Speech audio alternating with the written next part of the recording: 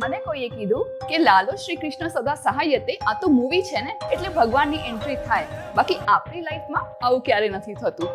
અને બીજા એક સમુદાયે કીધું કે રિક્ષા ચાલક લાલો તો ખરાબ સંગવાળો વ્યસની હતો, તો એની મદદ કરવા ભગવાન કોઈ દિવસ આવે ખરું? ના હોય. તો જાણીએ મારી લેન્સથી. ચાલક લાલો તો ખરાબ સંગવાળો વ્યસની હતો, એમ જ ને? એ એક રસ્તો છે એના સુધી પહોંચવાનો. ભગવાન જ્ઞાન, ભક્તિ અથવા કર્મયોગથી પણ પ્રાપ્ત થાય છે.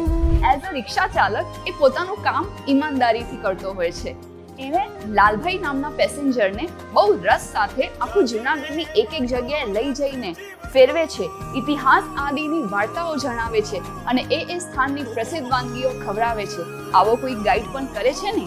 નોર્મલી ગાઈડ એવું જ કરતા હોય કે આ જગ્યા છે, તમે ફરી આવો અને હું અહીંયા વેઇટ કરું છું. પણ ના, એક સ્ટેપ આગળ વધીને એ પોતાની રિસ્પોન્સિબિલિટીઝ, પોતાની ડ્યુટીઝ પેસેન્જર પ્રત્યે સરસ રીતે નિભાવે છે. તો આપણે જે વ્યવસાયમાં હોઈએ, કસ્ટમર્સ હોય, સામે પેસેન્જર્સ હોય કે સામે સ્ટુડન્ટ્સ હોય કે ક્લાયન્ટ્સ હોય, બધામાં ભગવાનને જોઈને જો આપણે આપણું કર્મ, કાર્ય ઈમાનદારીથી કરીએ તો ભગવાન કોઈ પણ રૂપમાં જરૂર પડે ત્યારે આપણી મદદ કરવા અવશ્ય એટલે અવશ્ય આવશે. આવા ઘણા બધા ટોપિક્સ મેં લાલો ફિલ્મમાં વેદાંતના ઊંડા રહસ્યો આ વિડીયોમાં ડિસ્કસ કર્યા છે. તો પ્લીઝ ચેક ઇટ નાઉ.